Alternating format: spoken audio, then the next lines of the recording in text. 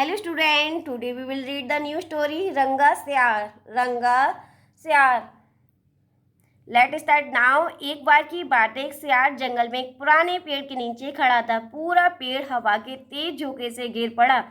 सियार उसकी चपेट में आ गया और बुरी तरह घायल हो गया। वह किसी तरह घिसटता घिसटता अपनी माँ तक पहुँच गया।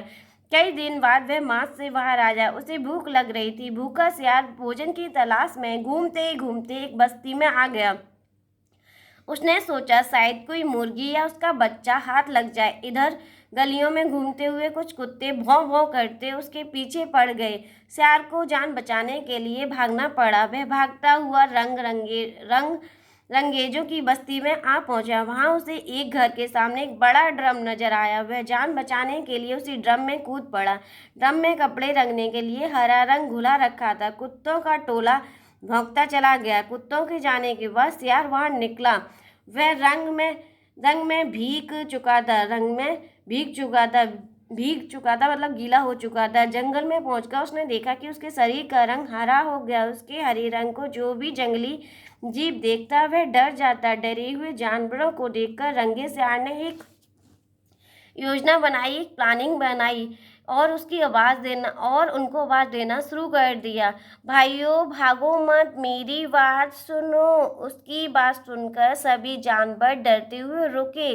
सियार बोला, देखो भगवान ने मुझे ये खास रंग देकर तुम्हारे पास इसलिए भेजा है कि मैं तुम सबको भगवान का संदेश सुनाऊं।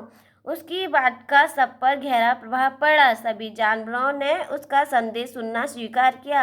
अब सभी जानवर एक जगह इकट्ठा हुए और रंगे सियार का संदेश सुनने लगे। एक बूढ़े हाथी ने कहा, हे सम्राट, अब आप हमें बताइए हमारा क्या कर्तव्य है। रंगा सियार सम्राट की तरह पंजा उठाकर बोला, हमारे खाने पीने का सही प्रबंध करो। शेर ने सिर झुकाकर कहा, महाराज ऐसा ही होगा। बस सम्राट बने रंगे सियार के शाही ठाट बाट शुरू हो गए। वह राजसी शान से रहने लगा, अच्छी तरह सरवाइव करने लगा।